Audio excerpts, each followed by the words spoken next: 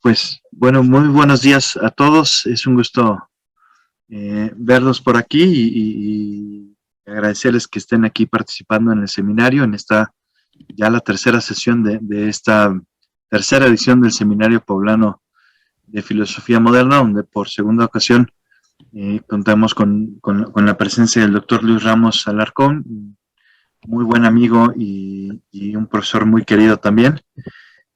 Y pues me permito presentarlo de una forma más formal. El doctor Luis Ramos Alarcón es doctor en filosofía por la Universidad de Salamanca, es licenciado y maestro en filosofía por la UNAM, en la Facultad de Filosofía y Letras.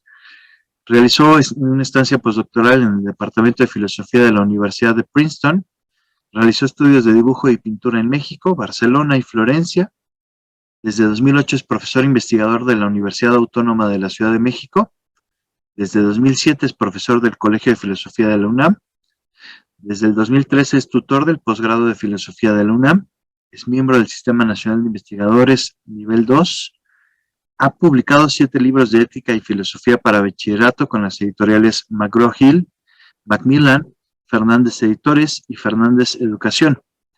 Ha publicado 7 libros en la UNAM, un libro en autoría, La teoría del conocimiento en Spinoza, un libro coordinado, La imaginación en la filosofía de Spinoza, 5 libros coordinados junto con la doctora Laura Benítez, el concepto de sustancia de Ficino Descartes, el concepto de sustancia de Spinoza Hegel, Descartes, controversias en torno al cuerpo, sensibilidad y alma, problemas filosóficos de la modernidad, ciencia e imaginación en Francis Bacon.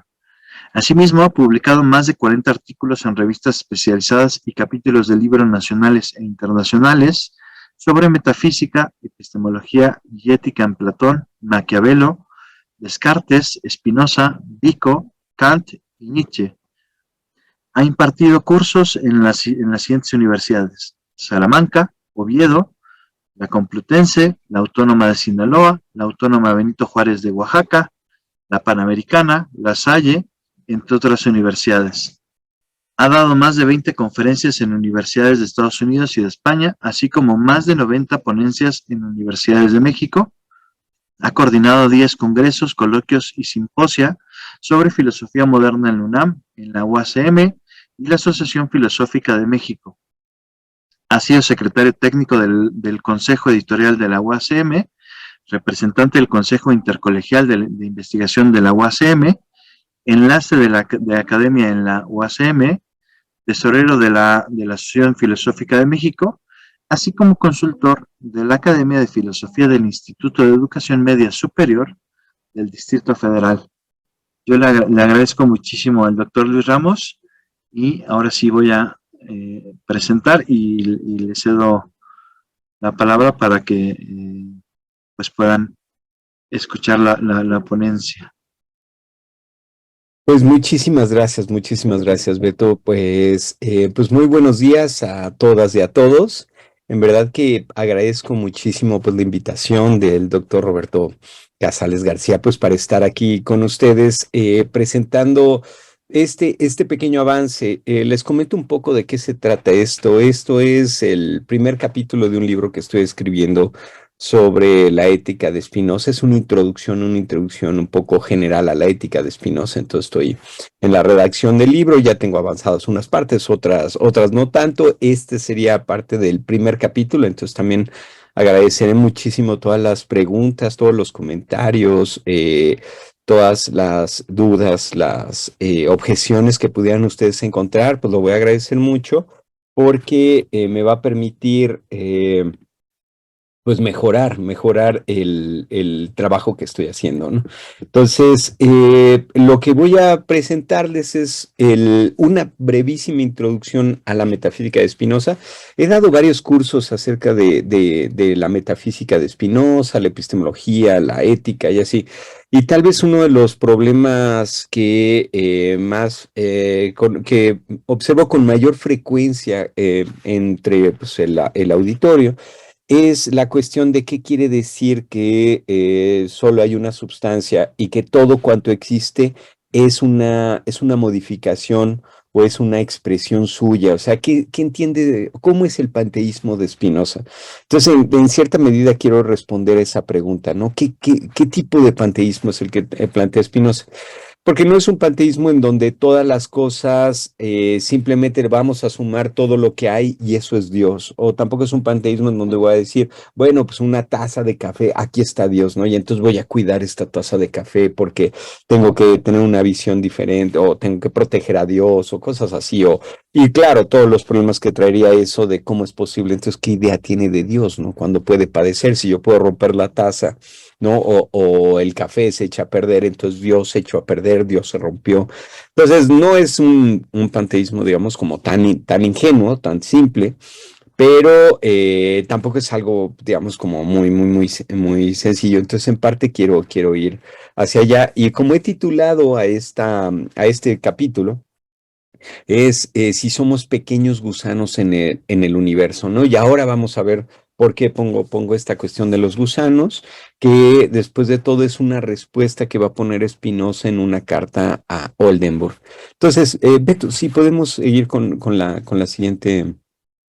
Entonces, abro precisamente esta breve ponencia con pues un pasaje que podemos decir que sería la tesis moral de que Spinoza va a querer defender a lo largo de toda su obra, ¿no? Esto sí es algo común que vamos a ver tanto en su filosofía moral como en su política. La epistemología apunta precisamente a esta tesis, ¿no? Entonces cito a Spinoza. Le está respondiendo a Oldenburg, ¿no? Como voy a comentar más adelante, Henry Oldenburg es uno de los dos secretarios de la Royal Society, de la Sociedad Real Inglesa, que es pues la cuna en gran medida de la ciencia moderna. Ahí es donde va a estar trabajando Isaac Newton, ahí va a estar trabajando Robert Boyle, va a estar trabajando muchísima gente con vistas pues al desarrollo de lo que conocemos hoy en día como ciencia moderna. Incluso Watts, el que desarrolla la máquina de vapor, va a tener trabajo, si no directamente está en la Royal Society, ya mediados finales del siglo XVIII, sí tiene vínculos muy estrechos con los miembros de la Royal Society, ¿no? Entonces, de esta sociedad real.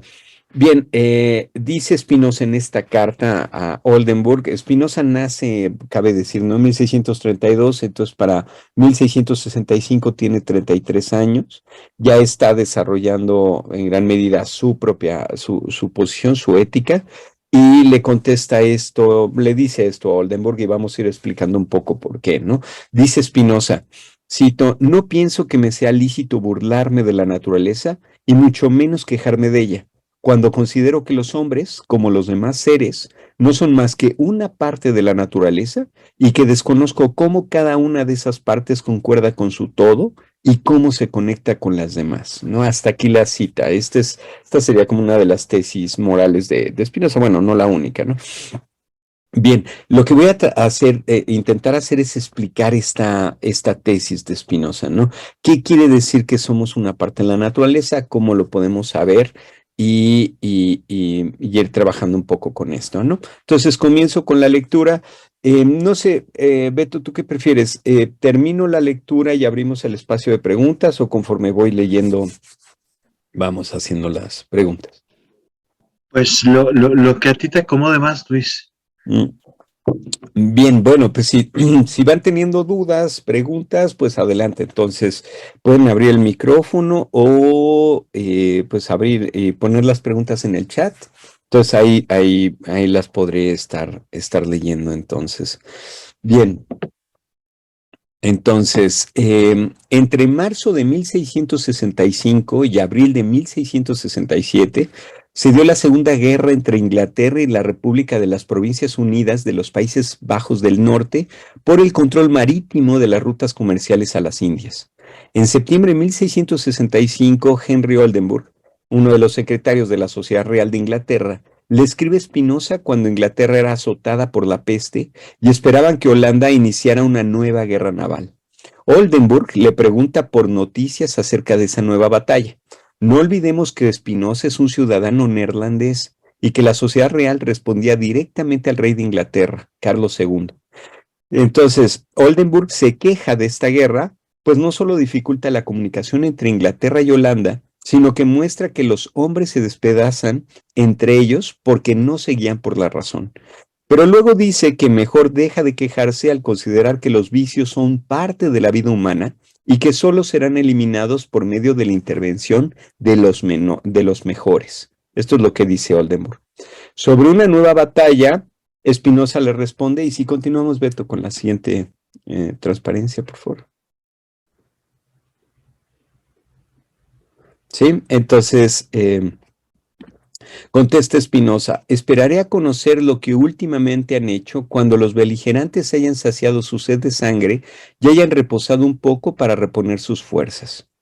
Con ello, Spinoza sugiere que solo podrá hablar después de la batalla, no antes, y se mantiene al margen de dar información, si es que la tenía, algo que nosotros ignoramos, a quien no dejaba de ser súbdito del enemigo de su nación.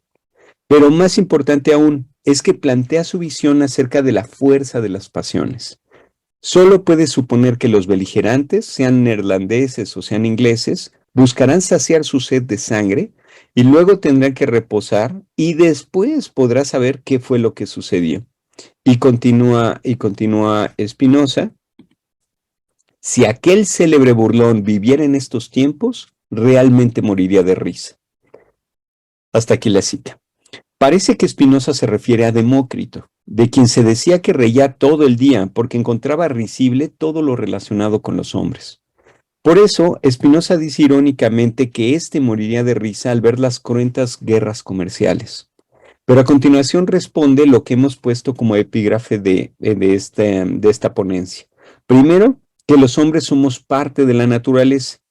Segundo, que todas las partes estamos conectadas. Tercero, que todas las partes concuerdan con la naturaleza como su todo. Y cuarto, que no sabemos cómo es que se dan estas conexiones. Y por último, quinto, que lo anterior nos impide reír o llorar sobre las pasiones humanas, ni siquiera sobre las más cruentas y absurdas como las guerras comerciales. Sí, entonces este pasaje, si nos regresamos una antes, por favor, Roberto, ese mismo, este pasaje. No, después de comentar estas cosas de que, pues bueno, Demócrito o aquel célebre burlón se reiría de todas estas guerras, Spinoza vuelve a poner esta cuestión, ¿no? Entonces, ahora sí, vamos un poco más adelante, Beto, ahí estamos muy bien, ahí vamos muy bien. Entonces, pero Henry Oldenburg no queda convencido con esta respuesta del neerlandés. Después de todo, Oldenburg es un filósofo protestante, que bien podría pensar que es una blasfemia lo que dice Spinoza, pues el secretario de la Sociedad Real o Regia, esta Royal Society, cree en un Dios trascendente y que los hombres estamos hechos a su imagen y semejanza como seres espirituales y que el fin de la vida es la salvación en Cristo. Pero no son investigaciones teológicas lo que mueve a Oldenburg, sino la investigación de la naturaleza. Desde el inicio de su correspondencia con Spinoza, el secretario de la Sociedad Real indica los objetivos de esta sociedad o colegio filosófico, como le gusta llamarlo al secretario, en congruencia con el filósofo inglés Francis Bacon, quien utiliza el término historia como estudio e investigación.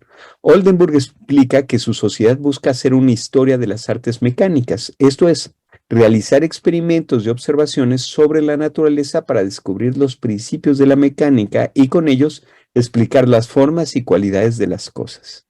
El secretario indica que los miembros del colegio creen, y cito, que todos los efectos de la naturaleza resultan del movimiento, la figura, la estructura y sus diversas combinaciones, sin necesidad de recurrir a formas inexplicables y a cualidades ocultas que son el asilo de la ignorancia. El colegio rechaza las explicaciones escolásticas de la naturaleza, pues éstas pretenden explicar los efectos de la naturaleza a través de cualidades de la naturaleza que pensaban que ésta ocultaba, como las llamadas formas sustanciales. El colegio llama a estas explicaciones el asilo de la ignorancia, pues éstas no sirven para utilizar la naturaleza en nuestro beneficio. Si bien el colegio había empezado a trabajar como un colegio invisible, en 1645 a través de la guía de Robert Boyle, quien será considerado por historiadores de la ciencia como uno de los padres de la química moderna. Este realiza la recomendación que 20 años antes había ya hecho Francis Bacon, para quien el rey debía de auspiciar y proteger un colegio que haga una historia de la naturaleza. Esto es, una sociedad de investigadores de las leyes de la naturaleza para que el reino tenga un dominio sobre ella. Bacon señala que esta investigación requiere del cobijo del rey porque trabajaría al margen de las restricciones dogmáticas de las grandes universidades inglesas, Oxford y Cambridge. En ese tiempo, estas universidades rechazan la experimentación de la naturaleza porque abogan por la escolástica o por un neoplatonismo. Si bien estas corrientes son diferentes, coinciden en considerar un sacrilegio experimentar con la naturaleza. El Colegio Filosófico recibe desde 1660 el apoyo de Carlos II de Inglaterra y Oldenburg es nombrado uno de sus 2 secretarios. De origen alemán, este se da la tarea de contactar a los principales filósofos de la naturaleza de su tiempo, entre ellos Spinoza, quien publicará los principios de la filosofía cartesiana en 1663. Así, nos queda más claro por qué Oldenburg no está convencido con la respuesta de Spinoza y por qué le llama un filósofo bastante extraño en una carta a Robert Boyle. En nombre del colegio, Oldenburg pide a Spinoza una explicación mecánica sobre la relación entre las cosas naturales, con vistas a utilizarlas en beneficio humano o del reino. Difícil decir cuál de las dos, si no es que piensan que es lo mismo. Puede sonar extraño que Spinoza, quien se reconoce como un ciudadano de la República Neerlandesa, se comunique con una persona cercana a un gran enemigo de la República. Y lo mismo hay que decir para Oldenburg. Ambos corresponsales se curan en salud al decir que investigan y escriben en la República de las Letras, una república al margen de los estados nacionales históricos que precisamente en ese momento están en guerra.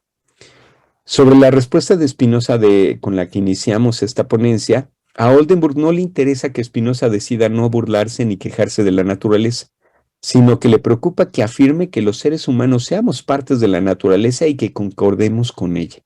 Esto extraña aún más a Oldenburg porque él está pensando a la naturaleza en términos mecánicos. Así, presiona sutilmente a Spinoza para que aclare la interdependencia de las cosas y su mutua subordinación, es decir, que le explique cómo concuerda, cito, cómo concuerda cada parte de la naturaleza con su todo y cómo se conecta con lo demás. Más aún, si es que los hombres son quienes están conectados entre sí. De hecho, el secretario no deja de poner el dedo en la llaga porque 4 años antes, ¿no? En 1661, cuando iniciaron su intercambio epistolar, Oldenburg ya le había solicitado a Spinoza que aclarara la conexión que había entre las cosas, y Spinoza no le había respondido directamente sobre eso, ¿no? Entonces Oldenburg, 4 años después, está volviendo a preguntar, y además Oldenburg, es muy interesante también toda esta correspondencia, porque Oldenburg es muy respetuoso, también quiere enterarse, a veces uno se está preguntando si se está queriendo enterar, pues luego para denunciar al mismo Spinoza, o si se está queriendo enterar como si fuera un espía del mismo rey, pues después de todo está en contacto con el rey, y son enemigos las naciones una contra la otra, entonces son cosas muy curiosas, ¿no? Dignas para alguien que quiere escribir una novela o algo así, pero bueno, ahora continúo. Spinoza acepta que no sabe cómo cada parte de la naturaleza concuerda con su todo y con qué razón, proporción o relación se conecta o cohesiona con todas las demás. Entonces, Spinoza reconoce que quien lo sepa conocería toda la naturaleza y todas sus partes. Y en este contexto se acepta que solamente Dios es capaz de tal conocimiento. Entonces, ¿cómo puede Spinoza sostener tal convicción? ¿Cómo puede afirmar que sucede algo que él mismo acepta que nunca sabrá exactamente cómo sucede? Además, ¿cómo es posible que esa creencia le sirva para sostener una convicción moral como no burlarse ni quejarse de las pasiones humanas? Spinoza explica por medio de una analogía. Un pequeño gusano que vive en medio de la sangre de un cuerpo orgánico. Si pasamos a la siguiente transparencia, por favor, Beto. Muy bien, aquí viene entonces este ejemplo, ¿no? El ejemplo dice, citamos, imaginemos que vive en la sangre un gusanito dotado de una vista capaz de discernir las partículas de la sangre, de la linfa, etc. Y dotado de razón para observar cómo cada partícula, ante el choque con otro, o rebota o le comunica una parte de su movimiento. Viviría en la sangre como nosotros en esta parte del universo y consideraría cada partícula de la sangre como un todo y no como una parte. Y no podría saber cómo todas las partes están reguladas por la naturaleza general de la sangre y que, por una exigencia de la misma naturaleza de la sangre, son forzadas a ajustarse unas a otras a fin de armonizar de algún modo entre sí. ¿No? Hasta aquí termina la cita de Spinoza, la respuesta que le da a Oldenburg. El supuesto gusanito se encontraría con muchos fenómenos, entre ellos la sangre, la linfa y el quilo, de los que he estado hablando durante las cartas, lo único que omito todos estos pasajes. El gusanito usa su razón para comprender las relaciones entre estos y predecir sus comportamientos hasta cierto grado. Por mor del argumento que construye Spinoza, tenemos que presuponer que este pequeño gusano piensa bajo ciertos principios de la misma epistemología spinoziana, a saber, que todo cuanto existe tiene una causa de su existencia y que el conocimiento verdadero es un conocimiento por causas. De ahí que todo cuanto percibe el gusanito será determinado por causas formales y próximas, no causas finales, y que no puede suceder algo sin causas ni efectos. Ahora, si los fenómenos que percibe el gusanito solo se explicaran por medio de la linfa y el quilo, entonces el gusanito tendría un conocimiento adecuado de ellos y no tendría por qué pensar que hay algo más que eso. Pero el gusanito vería fenómenos que no comprendería por las solas linfa y quilo. Fenómenos que presuponen la existencia de otros cuerpos que los causarían junto con la linfa y el quilo. Por tanto, se trataría de fenómenos cuyo entendimiento exige el conocimiento de más cuerpos que los que percibe el gusanito. Es más, el pequeño gusano no puede explicar el quilo, la linfa, ni a sí mismo por medio solo de estos tres, pues ninguno de ellos es causa sui, causa de sí mismo. Aunque el gusano no conozca esos otros cuerpos, debe suponer que existen. El pequeño gusano se encontraría con eventos cuyas causas no se deben solo a la sangre ni a sus partes, la linfa y el quilo, sino a otras cosas que afectan a la sangre, como otras partes del cuerpo humano. Y podemos poner muchos ejemplos, como el hígado o la tiroides. Entonces basta con que el gusano observe en la sangre más efectos de los que solo se explican por la naturaleza de la sangre y sus partes, para que deduzca, sin error, según los principios epistemológicos que hemos puesto, que la sangre es un todo para sus partes y que a la vez la sangre también es una parte de otro todo. Y estas deducciones no requieren del conocimiento completo del cuerpo humano. Así se trata de una inferencia del pequeño gusano. Según la analogía del pequeño gusano, cuanto percibimos tiene causas determinadas en objetos que nos afectan. Conocemos algunos de esos objetos, como el sol, las personas que nos rodean, las herramientas que utilizamos, las cosas que nos alimentan, etc. Empero, hay muchas de estas cosas que percibimos, pero que no comprendemos a cabalidad, en cuanto que no percibimos o desconocemos todas sus causas. Esto nos muestra que nuestro universo es mucho más ancho de lo que percibimos y comprendemos. Con esta analogía, Spinoza defiende su convicción de que los fenómenos que ocurren a nuestro alrededor no se explican solo por lo que vemos inmediatamente frente a nosotros, sino que podemos pensar que muchas cosas que percibimos y experimentamos se deben a otros tantos individuos que no vemos directamente, sin que tenga que apelar a causas ocultas en el sentido escolástico. Por ejemplo, los objetos que percibimos se explican parcialmente por las relaciones de los miembros de las sociedades, por lo que nuestra sociedad es parte de la explicación. Por eso es muy importante aclarar qué entiende Spinoza por individuo y qué entiende por la totalidad de los individuos. Spinoza llamará individuos a estas totalidades. Aquí los principios fundamentales hasta este momento para Spinoza es que todo cuanto existe tiene causas y solo se conoce adecuadamente las cosas por medio del conocimiento de sus causas. Nosotros y cuanto percibimos somos partes de distintos individuos o totalidades que se afectan mutuamente, ¿no? Entonces, hasta aquí más o menos esta alegoría o esta metáfora del gusanito, que nos haría pensar que nosotros también somos como este pequeño gusanito que está metido dentro de la sangre. Nosotros digamos que somos como pequeños gusanitos metidos dentro de la misma sociedad, dentro de la sociedad. La sociedad sería esa sangre en la cual nosotros nos estamos moviendo y así. Bueno, aquí no me va a dar tiempo, ¿no? De desarrollar, por ejemplo, la filosofía política de Spinoza y esta visión que tiene acerca de las personas y su relación con otras personas y así.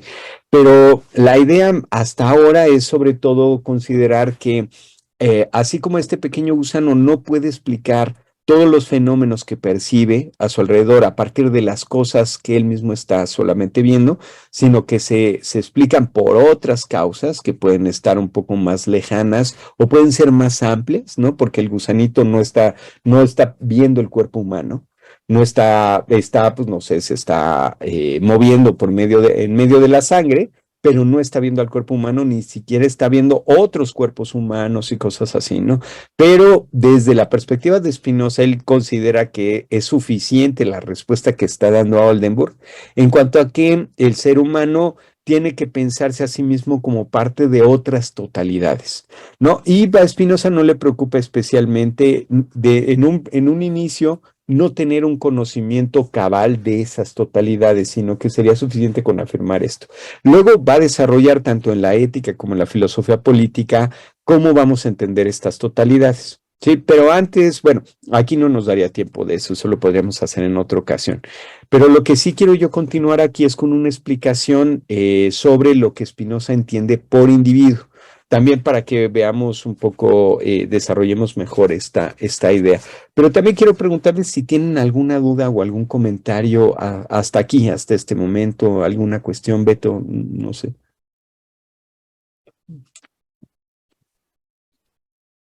Si quieren, pueden abrir su micrófono o escribirla en el chat, como prefieran.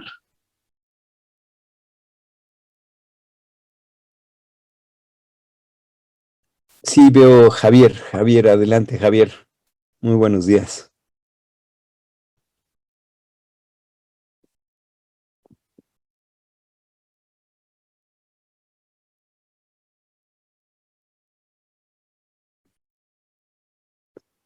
Adelante, Javier.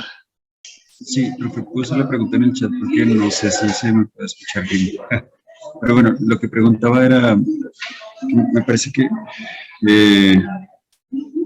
teniendo en cuenta la prioridad que Spinoza da en más o menos el marco epistemológico que usted presentaba a la causa y al conocimiento por causas, me parece que ese es el fundamento, o sea, entendía que ese es el fundamento de la unidad de la naturaleza, como todo, o sea, como una unidad de causas.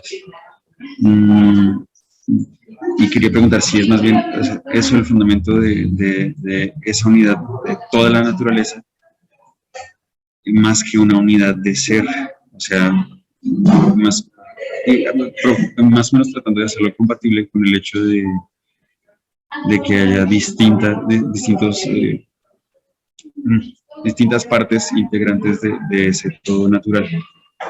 Eh, Porque es que es muy nuevo, esa concepción como más holista de Spinoza es algo que me parece que contrasta un poco con el mecanicismo general, o sea, digamos, como de la época en la que él surge. Esa es mi pregunta. Muchísimas gracias, Javier. Voy a ver si más o menos me queda clara la pregunta. La duda es acerca de si las causas son el fundamento de la unidad de la naturaleza. Bueno, tal vez nos ayude más tomar en cuenta que pues para Spinoza solamente hay una sustancia, nada más una sustancia. Todo cuanto existe, todo cuanto hay es expresión o es una modificación, una afección de esa única sustancia. Esa única sustancia lo que hace es manifestarse. Esa única sustancia tiene, digamos, como dos caras. Por una parte es una naturaleza naturante y por otra es una naturaleza naturada. Como naturaleza naturante, estamos pensando a la sustancia y sus atributos como pura actividad. Y en cambio, como naturaleza naturada, pensamos en la expresión precisamente de esa actividad, el resultado. Y ese resultado se da de manera causal. Precisamente comprendemos, conocemos nosotros a las cosas a través de sus causas. Y estas causas pueden ser, pues las causas, por ejemplo, que llevan a la producción de una taza con sus particulares características y así toda la serie de causas. Para poder tener una comprensión cabal de esta taza, tendría yo que conocer todas esas causas. Y en la metafísica de Spinoza, esas causas me aseguran a mí que yo puedo tener que tengo el objeto. Porque si yo tengo las causas, entonces puedo deducir, puedo sacar todos los efectos o todas las consecuencias que se siguen del efecto, ¿no? Que se siguen del objeto. Ahora, hay una diferencia muy importante entre la mecánica como la entiende Spinoza y la mecánica como la entiende, por ejemplo, Oldenburg, del que hablábamos, o Descartes y otros autores. Y está en que mientras que la visión más, digamos, como más hegemónica de la mecánica, que es la que tiene Oldenburg y que siguen otros, es que los cuerpos son inertes, los cuerpos siguen unas reglas, siguen unas leyes, no pueden actuar o no pueden ser al margen de esas leyes, tienen que seguirlas.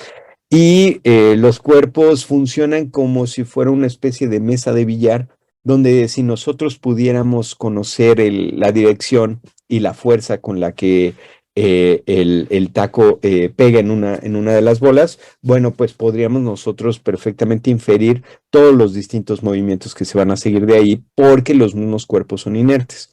En cambio, en Spinoza, los cuerpos, todos los cuerpos, todas las cosas, todo cuanto hay, está expresando esa única sustancia de cierta manera. Y se esfuerza, cada una de las cosas, de cuánto hay, cuánto existe, se esfuerza por perseverar en ese ser, en esa manera de ser con la que está expresando a la única sustancia. Esto es, cuando nosotros pensamos otra vez en la mesa de billar, cada una de las bolas tiene una particularidad, expresa de distinta manera a la única sustancia y desde ahí va a tener un movimiento particular o va a tener una tendencia,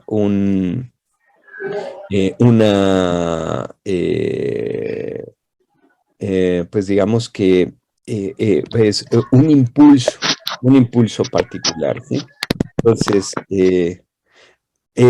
sí, más o menos. Entonces, hay estas redes de causas en toda la realidad. Estas redes de causas no son tampoco, no tienen que ser, digamos, o sea, sí son causas, pueden ser lineales, pero sobre todo también Spinoza va a estar pensando en cadenas causales circulares.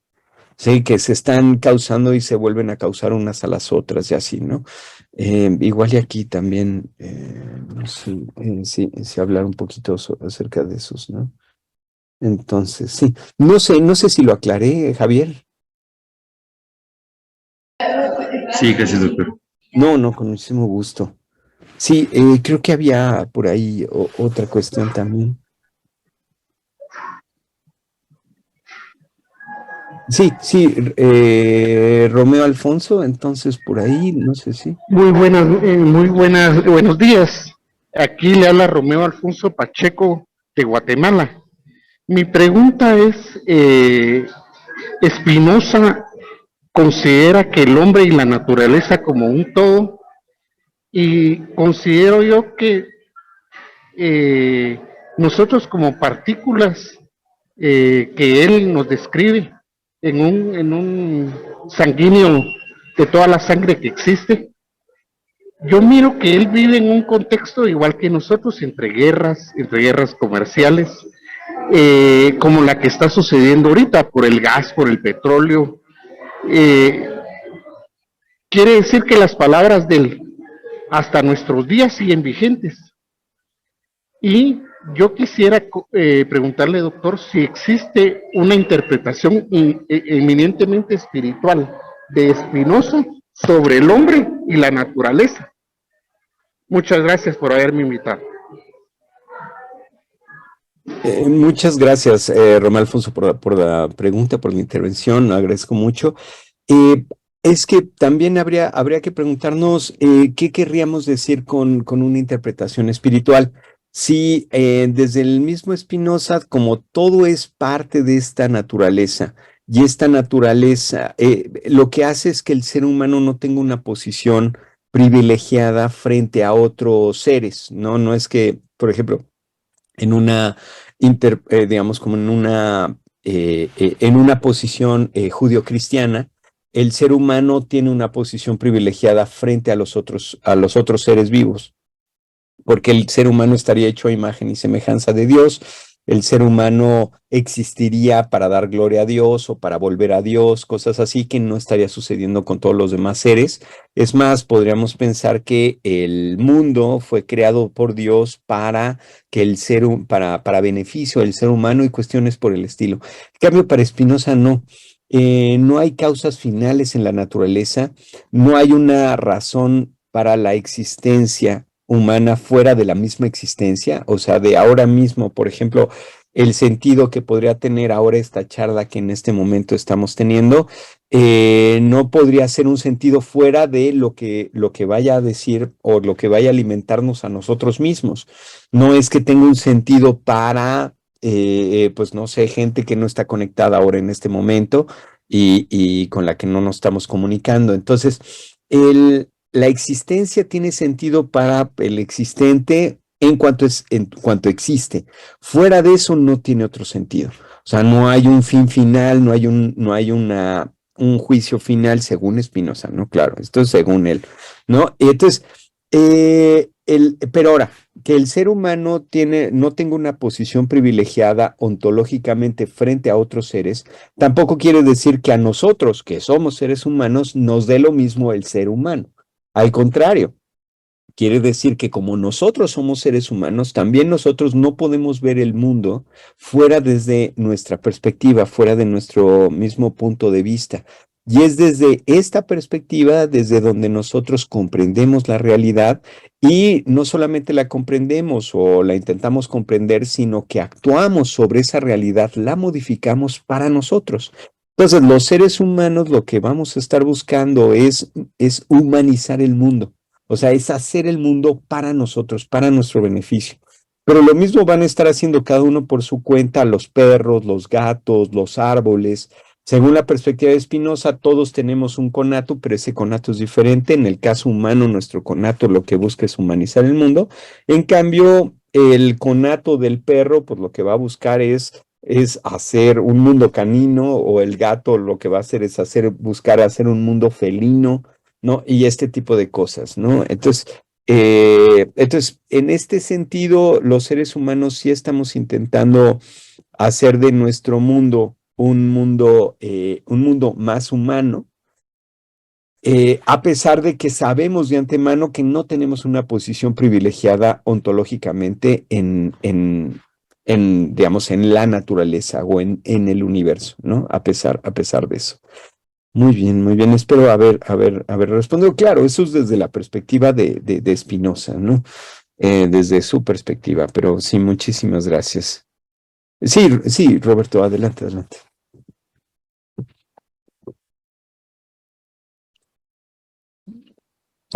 Sí, Bien, sí, doctor. Yo quería hacer una pregunta. Si sí, si desde esta perspectiva de la metafísica espinociana, digamos que la elaboración comprensiva del ser humano está en medio de una causística, es decir, una causa que lleva a otra causa y esta a otra causa, desde el punto de vista de la filosofía política de Spinoza, ¿qué pasaría con la libertad? Es decir, si todo es una condición de causas, y usted planteaba ahorita que el hombre busca humanizar su entorno, ¿hasta dónde estamos hablando de una concepción de libertad en Spinoza? ¿O siempre hay una condición de sujeción a estas causas sin posibilidades de comprender la libertad o la emancipación a esta causa sui que podría ser la comprensión panteísta que tiene del mundo, ¿no? muy bien, Roberto. Muchísimas gracias por la pregunta. Sí, no es fácil. Voy a intentar entonces dar una respuesta a esto. No es fácil, pero antes que nada es importante también ver qué entiende Spinoza por libertad. Spinoza va a rechazar el libre albedrío, no va a rechazar una libertad sin causas. Para él no existe eso, no existe una libertad sin causas. Por ejemplo, yo puedo imaginar, pensar ahorita, bueno, pues se me antoja el agua, un vaso de agua, pero realmente lo que está sucediendo, según Spinoza, sería una serie de procesos de deshidratación de mi cuerpo que me llevan a que mi mente, a que mi cerebro, primero que nada, se le presente la afección de la deshidratación y se le presente el objeto que curaría o que remediaría esa deshidratación. Entonces, mi mente, que es la idea de mi cuerpo, lo que haría sería representarse a la vez que sucede ese proceso físicamente o fisiológicamente, mi mente se representaría el agua, sin entender que se me está dando la imagen del agua porque mi cuerpo se está deshidratando. A mí solo se me daría la imagen del agua y entonces yo pensaría, como no veo las causas, solo veo los efectos en este sentido, pues yo estaría pensando, tengo sed, ¿no? Pero realmente lo que está ocurriendo es toda una serie de procesos causales que están llevando a la deshidratación y después a la necesidad del agua, ¿no? Entonces, para Spinoza, incluso cuando yo se me ocurre, no sé, tengo ganas de escribir, también ahí están ocurriendo una serie de procesos, tanto físicos como mentales, que me están llevando a mí a tener que expresarme. No tengo yo que decir algo y así. Entonces, le pone el ejemplo de escribir también porque pareciera que es como un ejemplo de libre albedrío. O sea, escribo porque se me antoja escribir, porque quiero escribir, porque no tengo necesidad de escribir. A diferencia del agua o de la comida, bueno, pues puede ser que tengo yo la pues esta necesidad, ¿no? Muy fuerte del mismo cuerpo que me lleva a tener, a tomar agua o a comer y así, ¿no? Pero para Spinoza no hay un libre albedrío, no hay esta libertad, una libertad entendida como ausencia de causas. Siempre hay causas detrás, siempre. Ahora, hay distintos tipos de causas. Y esta va a ser el punto de Spinoza. Entonces, la cuestión es de que no es lo mismo cuando yo dirijo, por ejemplo, mis deseos por beber agua, que cuando yo dirijo mis deseos, pues no sé, por beber tequila o por beber pues, mezcal o no sé, o ron o lo que se les ocurra, ¿no? En ese caso, o sea, cada uno de estos deseos está siendo dirigido por un objeto que lo que va a hacer es poner la existencia de mi propio cuerpo, ¿no? O sea, si yo dejo de tomar agua, pues me va a deshidratar y mi cuerpo se va a morir. Pero si yo sigo tomando agua, lo que hago es alimentar mi cuerpo y es mantenerlo vivo y conservarlo y así. Pero lo conservo de manera diferente si lo que hago es hidratarme con agua, que si lo que hago es hidratarme con una bebida pues, muy azucarada o si lo hago hidratarme con alcohol.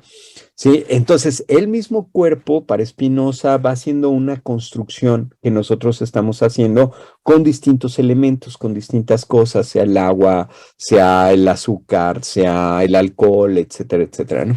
Y eso lo que hace es un tipo de construcción. No es lo mismo pues construir un edificio pues de tabique o de cemento o construirlo de adobe o cosas así. Hay unos materiales que aguantan mucho más que otros materiales, ¿no? Si construye una casa de adobe, pues difícilmente podría hacer 4 o 5 pisos de altura, ¿no? Tal vez los llego a construir, pero pues cualquier movimiento de la tierra, pues se va a caer todo.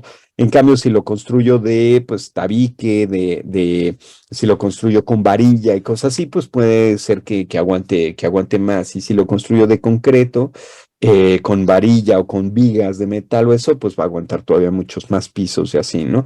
Pues más o menos lo mismo va sucediendo con el cuerpo humano. El cuerpo humano se va alimentando y conforme las cosas con las que lo alimentamos lo vamos construyendo y esas mismas cosas que lo construyen son los objetos de deseo, son las cosas que van llevando. Ahora, entonces, por una parte decíamos, no es lo mismo alimentar el cuerpo con agua que con agua azucarada, que con alcohol. Pero por otra parte, y entonces todas estas serían, digamos, como causas que ponen la misma existencia del cuerpo. Pero por otra parte está también la autoafección o lo que podríamos llamar nosotros autoafección, que Spinoza va a llamar acción. Entonces, mientras yo estoy bebiendo agua o azúcar o estoy tomando alcohol o así, lo que estoy haciendo es existiendo a través de pasiones, a través de objetos que están afectando externamente al cuerpo humano. En cambio, cuando yo actúo desde mi sola esencia, desde mi sola naturaleza, entonces soy autoafectante, o sea, me autoafecto, no estoy yo siendo causado, mi existencia no está siendo causada por un objeto externo directamente, sino que directamente está siendo causado por el mismo, por la misma esencia. Entonces, un ejemplo de eso sería la fortaleza de ánimo, o sería la solidaridad o la honestidad, lo que para Spinoza van a ser las virtudes. Son muy pocas, o sea, digamos que a lo largo de nuestro día, incluso de nuestro día a día, casi tenemos puras pasiones, ¿no? Pero ahora, esas pasiones no todas son iguales, ¿no? No es lo mismo la pasión de mantenerme, de que se me antoje un vaso de agua, que la pasión de que se me antoje pues pues un tequila, ¿no? O algo así, ¿no? A las 9 de la mañana, ¿no? Acá en la Ciudad de México. Entonces, estaríamos hablando de distintos tipos de pasiones, pero a pesar de esto, o frente a esto, aquellas causalidad o autocausalidad o autoafección en donde yo pongo mi propia esencia o la esencia humana, para Spinoza es cuando nosotros estaríamos siendo libres. Es cuando más nos podríamos llegar a parecer a la única substancia. La única substancia es causa de sí, es causa de sí misma, no necesita de ninguna otra cosa para existir ni para ser pensada. Cuando nosotros nos causamos a nosotros mismos a través de estas virtudes, ¿no? La fortaleza de ánimo, la generosidad, la magnanimidad, la solidaridad, etcétera, con lo que conocemos como las virtudes, bueno, o lo que Spinoza llamaría virtudes, entonces lo que estamos haciendo es ponernos en el mundo, existir en el mundo, pero por nosotros mismos, o por mí mismo, sin hacerlo a través del agua, o del azúcar, o del alcohol, o etcétera, etcétera, ¿no? Entonces, eso es lo que llamaría Spinoza la libertad. De hecho, digamos, como los argumentos como los va armando en la ética, el segundo libro de la ética, el tercer libro de la ética, es un tanto como para decir, bueno, cuando nosotros vamos a ver la causalidad que está detrás del vaso de agua, pues bueno, puede ser que nunca terminemos, ¿no? O sea, podríamos hasta remontarnos, si quieren, un poco pues, al inicio pues, no sé, a la causalidad de la causalidad de la causalidad hacia el infinito. ¿No? ¿De dónde vienen, pues, no sé, los elementos químicos que componen este vaso de agua? Bueno, pues podría irme, pues, no sé, si es que creemos que en el Big Bang, pues irnos hasta allá, ¿no? Pero la cuestión de Spinoza es también, bueno, no le preocupa en particular eso. Lo que le preocupa es cómo yo puedo causarme a mí mismo. Eso es lo que le preocupa. Entonces es más bien cómo yo puedo ser solidario, cómo puedo tener fortaleza de ánimo, cómo puedo ser honesto, cómo puedo ser justo. Es ese tipo de cosas las que sí le preocupan a Spinoza. Entonces, digamos que para poner la libertad, no todos los seres humanos son libres para Spinoza, ¿no? En este sentido, solamente aquellos que logran causarse a sí mismos, no quiere decir que dejen de beber o dejen de comer o dejen de padecer. O sea, seguimos viviendo con pasiones. ¿Por qué? Pues porque hay que conservar al cuerpo, hay que durar de esta manera y así. Pero lo que sí quiere decir, según Spinoza, sería que no todas las personas nacemos, o sea, bueno, más bien, no nacemos siendo libres. La libertad es una conquista y es una conquista muy, muy, muy difícil, ¿no? Poder alcanzar ese momento en donde nosotros seamos causa de sí mismos, ¿no? Y esto también, si pensamos otra vez en el ejemplo del gusanito, es cuando el gusano ya deja de ser afectado pues por los distintos elementos de la sangre y más bien entonces el gusano es afectado por sí mismo para actuar en beneficio de sí o de otros gusanitos, ¿no? Esa sería la libertad para Spinoza. ¿Sí? Más o menos, Roberto. No sé si respondí. Es igual un poco, pero bueno, me encantaría. Sí, sí, Javier. Entonces también. Gracias, Muchas doctor. gracias, doctor. Justo ahorita que mencionaba la libertad y pues, la forma que tenemos nosotros de, sí, de causarnos a nosotros mismos mediante el actuar virtuoso, podríamos entender eso como o sea, trascender la causa material en Spinoza, o sigue siendo un tipo de causa material, esa autocausación. Muy bien, Javier. A mí me parece, desde mi interpretación, que sí seguiría siendo material, definitivamente. Pero hay interpretaciones dentro de Spinoza que justo ellos apuntarían a una cuestión ya espiritual. No, eso es lo que otras interpretaciones dirían. Porque la verdad también, Spinoza luego no es muy claro. Spinoza muere relativamente joven, bueno, muere siendo un niño, ¿no? De 44 años, ¿no? Entonces, eh, entonces, tiene como muchas otras preocupaciones y al final, todo su interés se centra en la política. Toda su última obra y esto está centrada en la política, en tanto entender tres formas de gobierno, que si la monarquía, la aristocracia, la democracia y así. Entonces, muchas de todas estas cuestiones metafísicas de las que escribe más joven, las deja ya un tanto de lado. Y aunque los corresponsales muchas veces le están preguntando, oye, pues sabes qué, es como por ejemplo estas cosas que estamos viendo de Oldenburg, ¿no? Le están preguntando y vuelven a, oye, ¿qué pasó con esto? A veces Spinoza ya ni se detiene en esas respuestas. Entonces, cabe un poco también esa respuesta que diría que cuando el hombre se libera, cuando el hombre es libre, entonces se está haciendo mucho más, digamos, como pensante o mucho más espiritual o más como en este sentido, ¿no? Que nos preguntaban hace ratito, que propiamente algo material. Pero para mi manera de verlo, Spinoza tiene que conservar siempre este paralelismo entre los atributos del pensamiento y de la extensión. Todo lo que ocurre en el pensamiento también ocurre en la extensión. Y es más, yo como lo entiendo, es que solamente a través de una acción material, ¿no? Por eso les pongo el ejemplo de la solidaridad, ¿no? O de la generosidad o de la magnanimidad, en donde el agente moral no actúa solamente para sí, como si ocurre, por ejemplo, con la fortaleza de ánimo. En la fortaleza de ánimo yo me mantengo, no, me mantengo constante, me mantengo presente, me mantengo fuerte frente a la adversidad o frente a cualquier cosa. Pero en cambio, entonces digamos que ahí estoy yo solo, ¿no? Estoy solo pues frente al mundo o en relación con el mundo.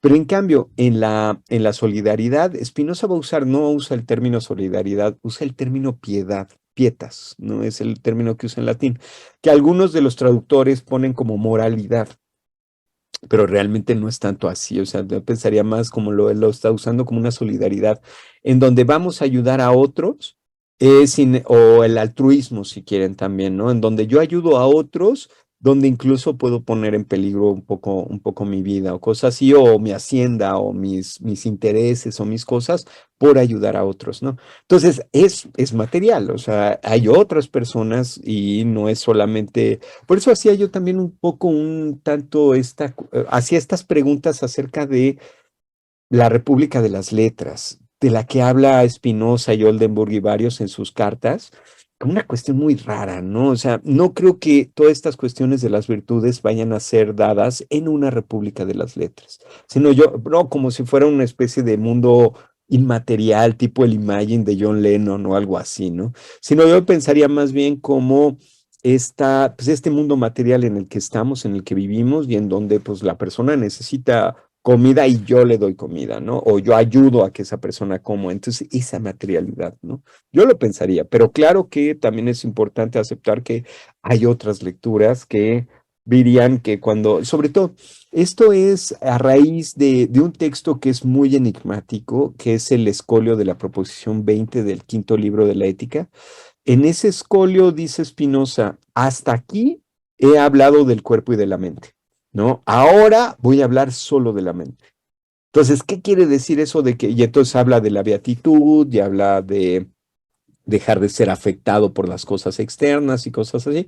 Entonces de ahí vienen muchas de esas interpretaciones que nos van a decir, no, pues ya está él hablando más de un plano espiritual y a veces son interpretaciones más judeocristianas que dentro de la misma filosofía de Spinoza, ¿no? Entonces un poquito ahí, ¿no? Pero bien, muchas gracias, Javier. Entonces, Beto, dices, la libertad puede entenderse como la potencia de la que somos capaces en medio de las formas mismas de sujeción. Pues sí, sería una buena manera de entenderlo. Me parece que sí. Ahora, en cuanto a potencia, como poder, ¿no? No tanto como lo opuesto al acto, ¿no? Sería ese poder que yo tengo de dirigir todas aquellas cosas a las que sí estoy sujeto, ¿no? Incluso, por ejemplo, yo soy más libre si es que tomo, si es que, o más bien, que si a mí se me antoja más el agua que el agua azucarada o que el alcohol, eso mostraría que yo soy más libre. ¿Por qué? Pues porque el agua es algo que no me afecta corporalmente de una manera negativa, ¿no? Sino que es algo que hidrata mi cuerpo de una manera, pues, digamos, como más acorde con el mismo cuerpo. En cambio, el azúcar lo que hace es que pues me va a exigir, el cuerpo la consume rapidísimo y al rato me va a pedir más azúcar, ¿no? Entonces, al estar tomando azúcar, además de que me puede llevar a diabetes o me puede llevar a distintas cosas y así, ¿no? Entonces, la libertad, yo creo en Spinoza también la podemos pensar tanto en grados como en una manera, pues también un tanto como decíamos, no nacemos nosotros libres, sino que nos vamos haciendo libres conforme existimos. Y esa libertad consiste en que yo me vaya adueñando de mi propia causalidad. ¿No? Es eso, ¿no? Esa es la cuestión, ¿no? De adueñarse de la propia causalidad. Y a mí, como ya pueden ustedes ver, me interesa mucho más una lectura materialista de Spinoza que una lectura nada más pues, desde una perspectiva más, digamos, como espiritual o algo así.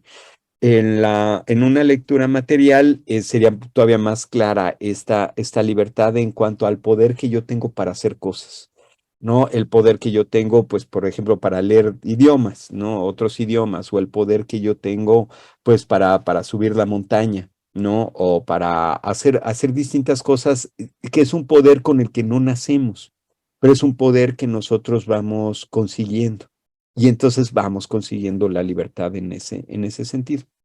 Sí, sí, más o menos, Beto. Entonces, eh, bien.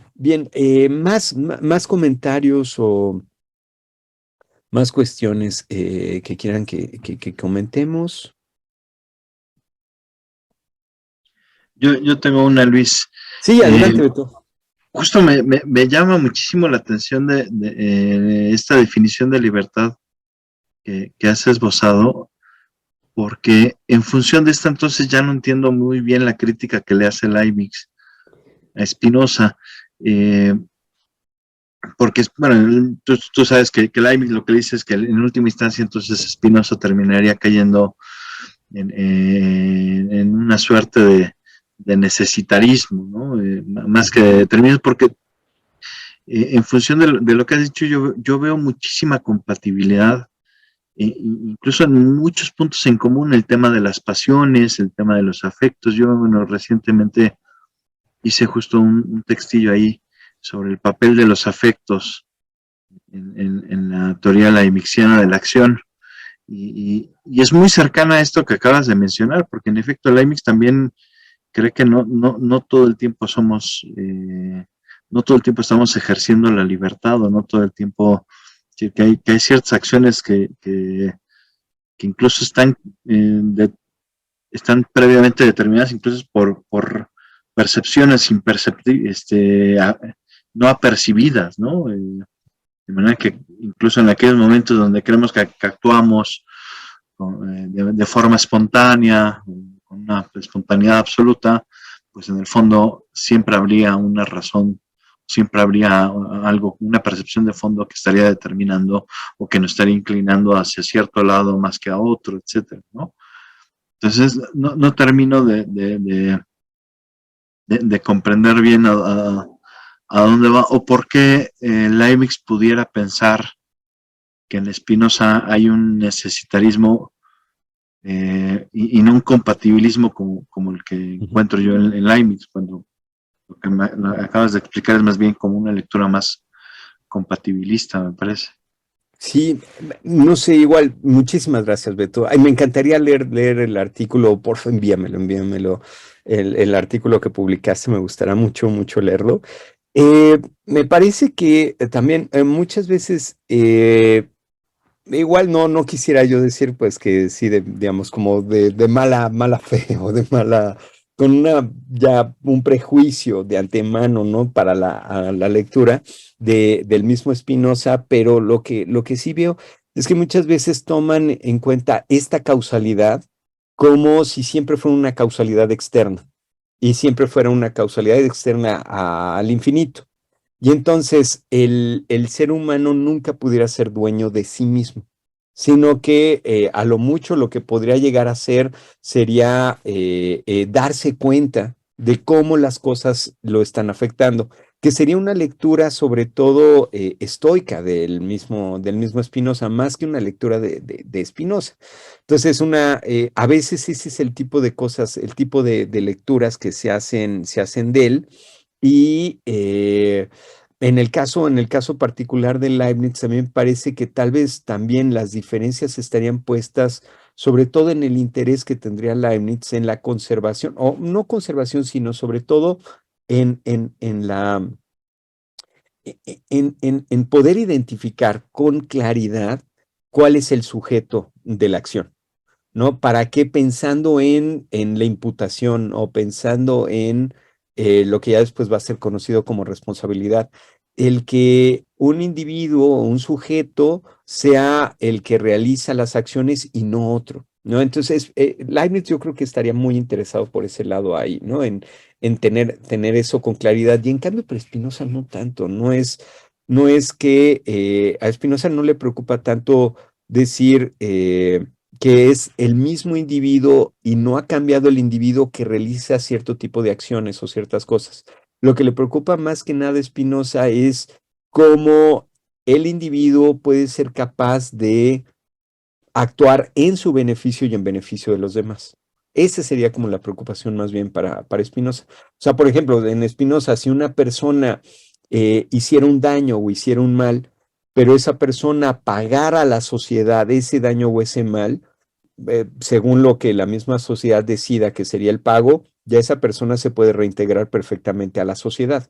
Ya no tendría que seguir estigmatizada o señalada de que fue la que, es más, se podría borrar completamente que hizo un daño, ¿no? Pues ya esa persona ya resarció, ¿no? Digamos, habrá superado eso. Y en cambio, en Leibniz yo creo que sí quedaría como parte de su identidad, ¿no? Esa persona hizo un daño, hizo una cosa o algo, y eso es parte de su identidad que lo va a acompañar por siempre, ¿no? No sé, ¿no? Yo pensaría que ahí estarían como más las diferencias, ¿no? Puestas, ¿no? Entonces, sí. Ah, perdón, habían varias preguntas Hay por una en el chat, Andrés pidió la sí. palabra y Luego José José Armando Armando y luego alzó y Henry. luego Henry. Ok. Hola, buenos días. Eh, yo tengo una pregunta. O sea, perdón, debo confesar que no he estudiado a Spinoza en muchos años, entonces espero no decir una barbaridad, pero a ver, entiendo que no hay causas finales porque Dios no es un agente que tenga una mente y delibere, etcétera, ¿no? En ese sentido no hay teleología. Pero me pregunto si no podría ser pues algunos de estos argumentos teleológicos en el sentido que pues es una sustancia, las partes tienen una relación y supongo que por una parte hay beneficiarios, o sea, por ejemplo, supongo que o sea, si hay una sola sustancia y, por ejemplo, los individuos son parte de esta sustancia, el no sé, supongo que o sea, el modo en que está configurado el universo es bueno para o conveniente para algunos de estos individuos, ¿no?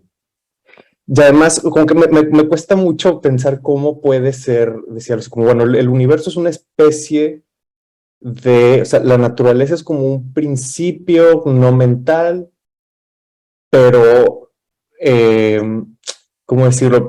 Pero supongo que en un sentido puedo decir que es ordenado, que es, o sea, que tiene propiedades que lo hacen como valioso, ¿no? Que es inteligible, es axiomatizable, descubrible con, o describible con principios matemáticos, etcétera. Y entonces, si uno suma esto con el hecho de que, bueno, y la naturaleza es algo muy parecido a Dios, entonces, supongo que en ese sentido podríamos decir que se podría decir que hay como un componente teleológico. ¿Sería apropiado pensarlo así o nada que ver? Ok, muy bien, muchas gracias, Andrés, mil gracias. Mira, si es que hubiera unas modificaciones o unos modos o unos entes que funcionaran mejor en el universo que otros, entonces sí sería lo que estás diciendo. Entonces sí habría una teleología y habría una causalidad final después de todo, ¿no? Pero para Spinoza no. Para Spinoza no, el mismo universo como tal no está hecho, no está preparado para beneficiar a unas entidades sobre las otras, ni siquiera el ser humano. O sea, Spinoza, por ejemplo, nunca hace una historia de la humanidad, ni está pensando en una escatología del principio de los tiempos y el final de los tiempos. Más bien piensa historias locales, por ejemplo, la historia de los hebreos, ¿no? O la historia de los Países Bajos del Norte, y nada más, ¿no? O sea, ni siquiera piensa en cuestiones como la humanidad. Yo por eso también no creo en estas lecturas que luego hacen algunos desde Hegel, por ejemplo, en donde estarían interpretando toda la sociedad como una manifestación misma de Dios y cosas así, y el ser humano como ese lugar en donde ocurre la reflexión de Dios consigo mismo y cosas así. No lo creo, no creo que en Spinoza hubiera eso, ¿no? No hay, en el universo pues hay cosas y hay distintas cosas, pero cada una de las distintas cosas está buscando, tiene su propio conato y su conato lo hace diferente a los demás. El conato del gato es diferente del conato del perro y lo que hacen sus respectivos conatos es alimentar a sus propias especies, ¿no? A sus propios grupos, ¿no? El conato del gato se puede oponer al conato del perro, si no es que se oponen directamente y así. Y lo mismo podemos pensar con los alacranes o con las moscas, etcétera, etcétera. Cada uno de ellos con su propio conato, con sus propias características. Ahora, el ser humano, los seres humanos, no, entonces en ese sentido no hay un lugar ontológico especial para ninguno de los seres, ¿no? Son modificaciones de modificaciones que después de todo están afectando a la sustancia, la única sustancia, y esas afecciones son necesarias. No, no podría ser por ejemplo, el alacrán no puede ser diferente a cómo es. No tiene que hacer lo que hace con sus características, con sus cualidades, con sus causalidades, etcétera. No puede ser diferente. Ahora, pero eso no quiere decir que a nosotros nos dé igual lo que sea, ¿no? Porque nosotros ya somos una modificación, somos seres humanos y como seres humanos modificamos a la sustancia ya de cierta manera, ya la afectamos y nos interesa a nosotros seguir afectando a la naturaleza según lo que somos. No, por más que yo quiera volverme un alacrán, no lo voy a poder hacer, ¿no? Por más que yo quiera ser un gato o un perro, no lo voy a poder hacer porque no tengo su esencia, no tengo, digamos, como su estructura, tengo otra estructura. Y por más que me modificara yo, no sé, a través de operaciones o a través de cosas para ser diferente, de todas maneras seguiría siendo el mismo. Entonces, a mí se me hace, y yo creo que esto es también algo como muy importante para pensar también desde la perspectiva, por ejemplo, lo que va a ser leído de Spinoza o cómo va a ser integrado por el idealismo alemán. Es muy importante esta perspectiva humana, porque es desde ahí, desde donde nosotros estamos pensando. Y desde esa perspectiva humana podemos incluso pensar otras cosas, ¿no? Como por ejemplo, Podemos pensar, ¿no? Como decía Carl Sagan, ¿no? ¿Qué tal el Voyager que está, pues ya no sé cuántos millones de kilómetros de la Tierra y que voltea hacia la Tierra y toma una última foto de la Tierra y se ve como un puntito, ¿no? Y un puntito ahí perdido en medio del cosmos y yo qué sé, ¿no? Y entonces dice, ¿no? Carl Sagan, bueno, pues todos los problemas y los conflictos humanos se pierden, ¿no? En medio de la inmensidad del cosmos. Pero incluso ahí estamos los seres humanos, y este es un pensamiento muy triste, diría Spinoza, ¿no? Ese pensamiento de Carl Sagan. ¿Por qué? Porque sí nos interesan nuestros conflictos. Somos nosotros quienes estamos ahí metidos y somos quienes tenemos que resolverlos. No me sirve a mí esa perspectiva más judio-cristiana de me voy a salir del planeta y voy a pensar las cosas como si fuera Dios. Eso no hay, no hay. O sea, siempre lo estamos pensando desde nosotros, para nosotros, que si bien hay este intento de tener una perspectiva desde la eternidad, pero de todas maneras es una perspectiva a la que tengo acceso a través de, digamos, de mi materialidad, ¿no? De mi posición como ser humano. Entonces puedo encontrar yo cosas que comparto con el alacrán o con el perro, con el gato y así, pero de todas maneras, y esas cosas que compartimos, que podemos llamar vida o podemos llamar de distintas maneras, eso que compartimos, de todas maneras lo estoy pensando desde mi posición o desde mi punto de vista. Entonces, desde mi punto de vista, claro que a mí me interesa más nosotros que, pues no sé, qué es lo que ocurre en Júpiter o qué es lo que ocurre en Neptuno, o qué es lo que ocurre en otro lado, ¿no? ¿Para qué? Para resolver esos temas o esas cosas que tenemos nosotros encima. Entonces, no en resumen, creo que el universo para Spinoza no tendría algo, no habría una modificación o un ser que tuviera un privilegio sobre los demás seres, digamos, como pensado como hay una horizontalidad ontológica, pero a pesar de eso, nosotros, ya que somos uno de esos seres, para nosotros sí es más importante lo que nosotros hacemos que lo que hacen los demás. ¿Sí? Y somos nosotros, pues, quienes estamos ahí y además, sobre todo, también somos nosotros los que actuamos y los que podemos mejorar o perjudicar la vida de los otros o nuestra propia vida y así. Entonces, más bien pensaría, no sé si respondí, Andrés. Sí. Entiendo, sí. Pero entonces, o sea, no es un modelo antropocéntrico o céntrico de algún otro tipo de individuo, ¿no? Pero, por ejemplo, no deja de ser, digamos, como un cosmos bueno para, no sé, los animales en la Tierra, o sea, pues porque las condiciones que necesitamos para vivir están presentes. Entonces, si esto es parte de un todo y hay beneficiarios, o sea, beneficiarios no en un sentido de una posición privilegiada, sino de, pues es un universo pues en el que podemos vivir, ¿no? Esto no sería, digamos, como que el todo es bueno para las partes, ¿no? Y no sería como un tipo de teleología, teleología no mental, ¿no? Claro. ¿Sería apropiado pensarlo así o no? Pues sí, no estaría mal. Lo único que sí rechazaría Spinoza es decir que ese todo existe para las partes, Claro, ¿no? claro. O sea, pero de que se acomode, pues qué bien que se acomode, ¿no? Por ejemplo, es que en un primer momento podríamos pensar en el mismo cuerpo humano, ¿no? El cuerpo humano tiene partes, ¿no? Tiene pues los ojos, no sé, la boca, los pulmones, el corazón, etcétera, ¿no? Tiene distintas partes.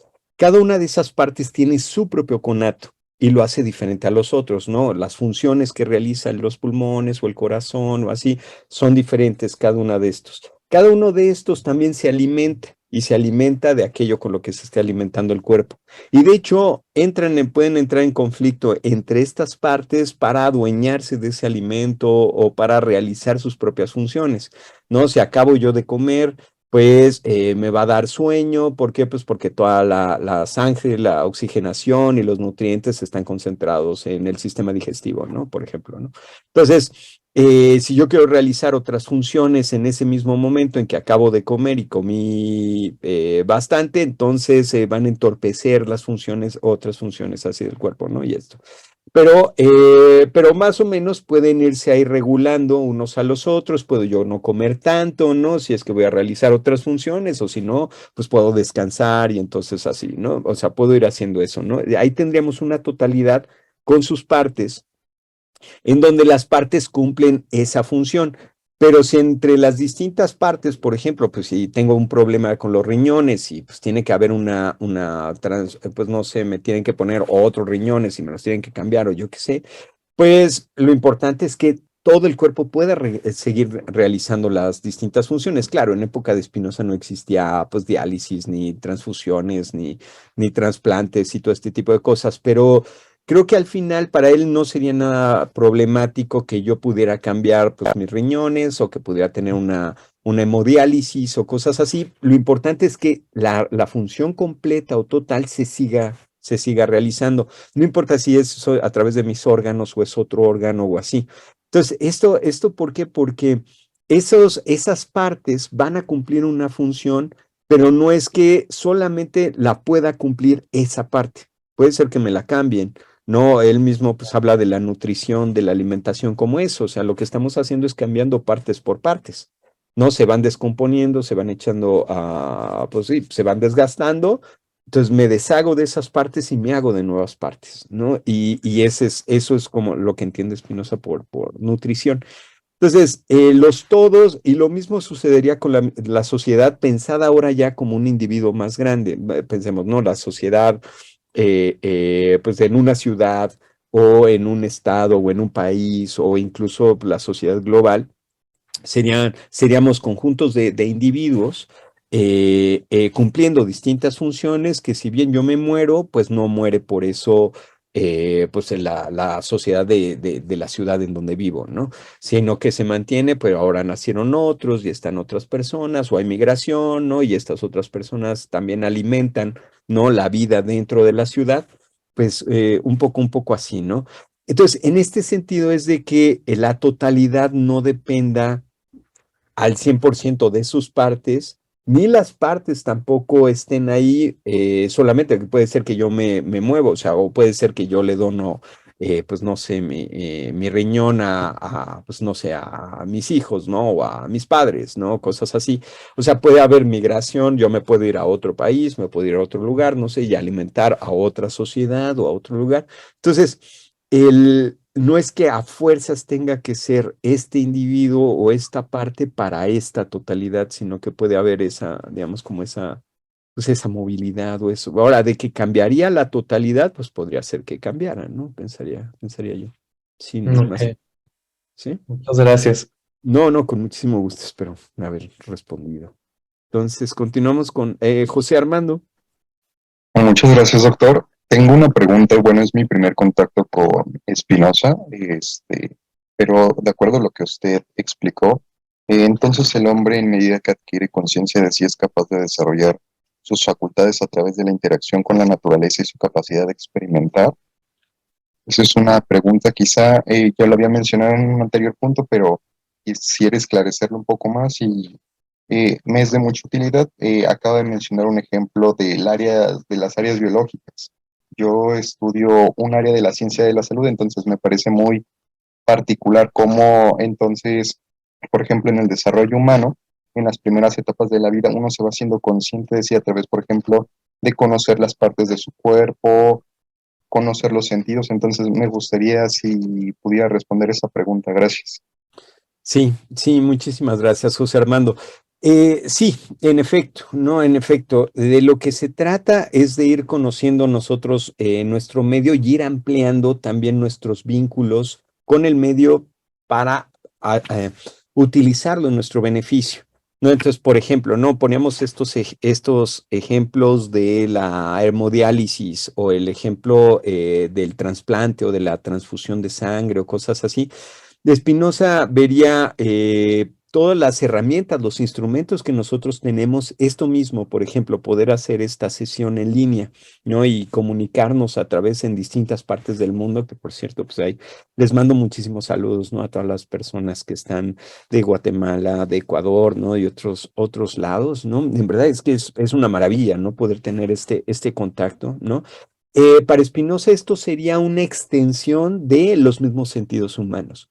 No, no habría una gran diferencia para él entre mis ojos y una pantalla, una cámara, una serie de cosas. Claro que pues, hay toda una tecnología detrás de todas estas cuestiones, pero sería parte del desarrollo científico que nosotros tenemos que nosotros podemos hacer y que debemos de hacer para beneficiarnos más a nosotros mismos.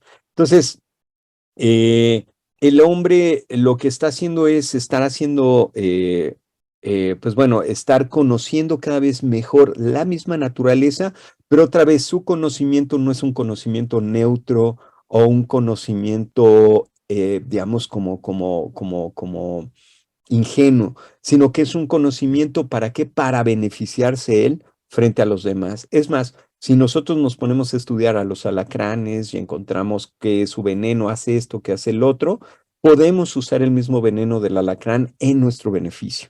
¿No? En distintas cosas, ¿no? Pues no sé, por ejemplo, se puede usar para cuestiones para operaciones o cosas así, donde tienes que dormir una parte del cuerpo o cosas, alguna cuestión así, pues entonces puedes utilizar el mismo veneno del alacrán y eso. No es que el alacrán exista para que nosotros usemos su veneno en nuestro beneficio, pero es una cosa natural, igual que nosotros, igual que nuestro propio cuerpo, que tiene una serie de funciones que nos puede servir a nosotros para nuestro beneficio. Ahora, con esto tampoco va a estar diciendo Spinoza, bueno, hay que destruir la naturaleza. No, al contrario, nosotros somos seres naturales, vivimos en la naturaleza y en lo que tenemos que hacer es también eh, mejorar incluso la naturaleza para nosotros. Eh, por ejemplo, ahí también es muy interesante la perspectiva de Spinoza porque no habría una diferencia. Para Spinoza no habrían cosas artificiales como tales. Todo siempre sería natural, o sea, una computadora, un celular, todo esto también sería parte de la naturaleza. Ok, no lo dan los árboles, ¿no? Y nosotros tenemos que modificar, tenemos que hacer minería, tenemos que hacer, pues a través de fábricas, producir cosas para poder producir esto, ¿no? Eso es cierto, pero no es tan diferente. Ahora, no quiere decir que va a ser lo mismo, pues no sé, un basurero que pues, un parque nacional. No, claramente son diferentes. Y la vida del ser humano dentro de un basurero, la vida del ser humano dentro de un parque natural también van a ser muy diferentes. Entonces, ¿cuál es el que fomenta, el que aumenta el poder del ser humano? Pues el parque nacional, no el basurero, ¿no? Entonces, hay que fomentar más los parques nacionales, hay que reciclar o hacer cosas así. Por ejemplo, ahí hay hay interesantes interpretaciones ecológicas a partir de la filosofía de Spinoza, porque parte de considerar al ser humano un ser natural más. Entonces, no un ser privilegiado para el cual existe la naturaleza. Es muy curioso, ¿no? Porque a pesar de eso, sabemos que usamos la naturaleza en nuestro beneficio, pero lo sabemos porque podríamos no hacerlo, ¿no? Y lo podemos estar haciendo en nuestro daño, ¿no? Con una bomba atómica, por ejemplo, o cosas así. Entonces, creo que iría por ahí. No sé, José Armando, si respondí. Sí, muchas gracias, doctor. Con muchísimo gusto. Y luego estaba Henry, ¿no? ¿Cuál es la correlación del hombre con la naturaleza? No sé si con esto quedó un poquito más claro esa correlación. El hombre es un ser natural, igual que el alacrán, igual que el perro, igual que el gato, pero como decíamos, tenemos nosotros una posición en donde nuestro principal interés somos nosotros mismos. Y entonces, en función de ese interés, lo que hacemos es investigar la misma naturaleza para ver la manera de beneficiarnos y de que nosotros existamos y que seamos más poderosos. Ahora, ese poder, como decíamos, no quiere decir destruir la naturaleza, sino querría decir más bien buscar la manera de potenciarnos a nosotros, de crecer junto con la misma naturaleza, junto con todas las otras cosas naturales, ¿no? Esa sería, creo que, la cuestión. No sé, Henry, si quedó eso o quieren que abunde un poquito más sobre eso. O José Armando, ¿volviste? Sí. Se quedó arriba la mano, enseguida la bajo, gracias. Ok. Muy, muy bien, muy, muy bien.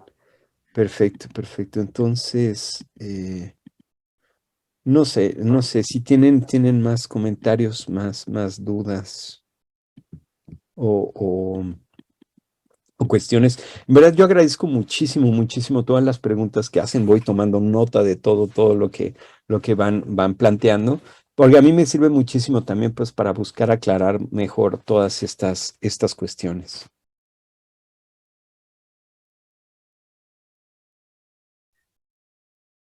Bueno, de hecho, nos quedan como 4 minutillos.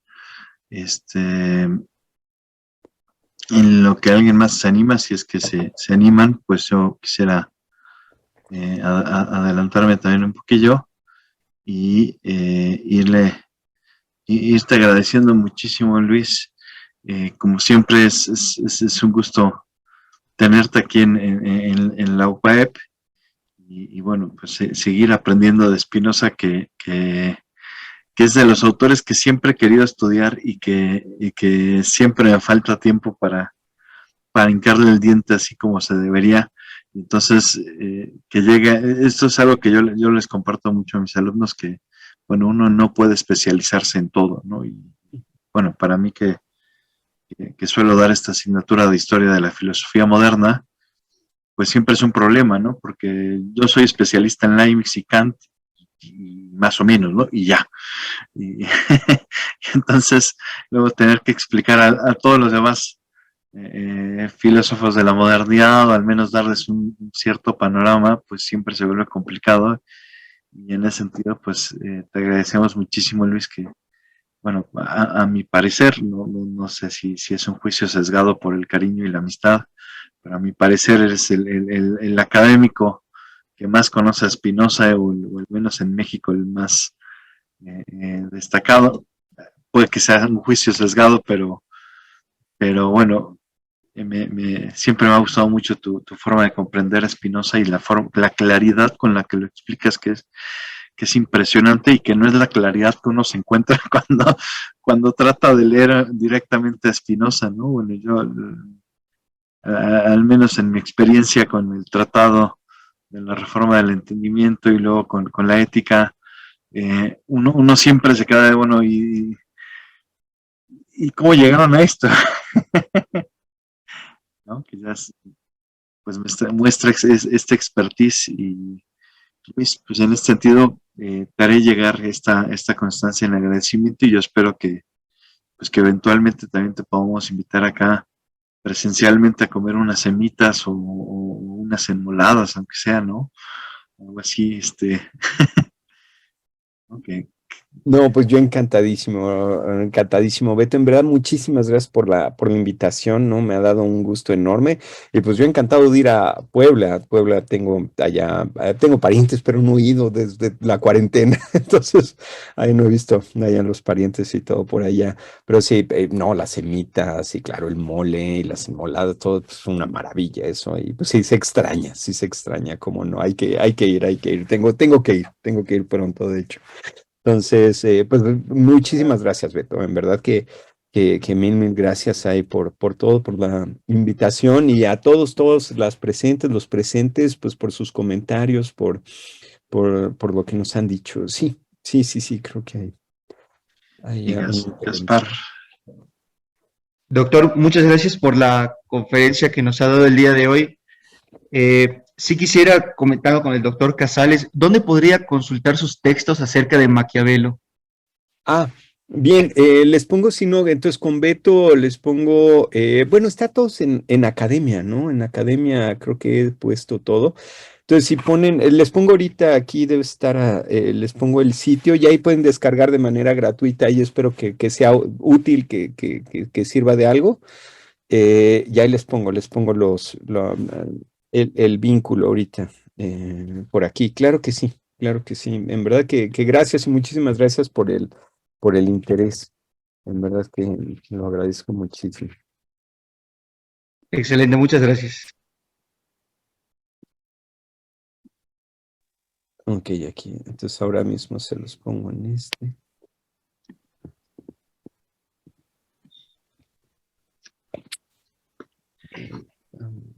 perfecto, pues Luis, pues muchísimas gracias. Muchísimas gracias a todos. Ahora no tengo Una la pregunta, doctor, antes que se vaya.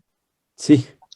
¿Cómo puede uno encontrar las conferencias que usted da en México? Digamos, yo la encontré en el internet, pero como a veces yo no tengo acceso a todas las universidades y a veces uno necesita de este conocimiento y de Spinoza, pues porque para mí es uno de los mejores filósofos que han habido.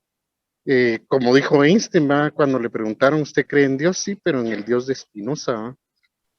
Sí. Y ¿dónde da usted sus conferencias? Pues hay algunas, están en el YouTube. En el De YouTube. hecho, aquí mismo en la página esta de Academia también hay algunas. Le agradezco muchísimo el interés, en verdad.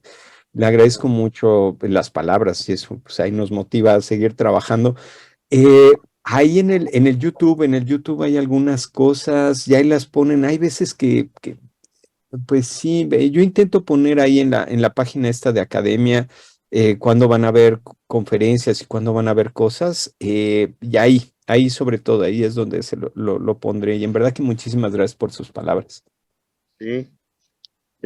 Gracias, doctor, y gracias por la conferencia. No, Muy a amable. Un a saludo desde ustedes por su Guatemala. tiempo. Muchísimas gracias.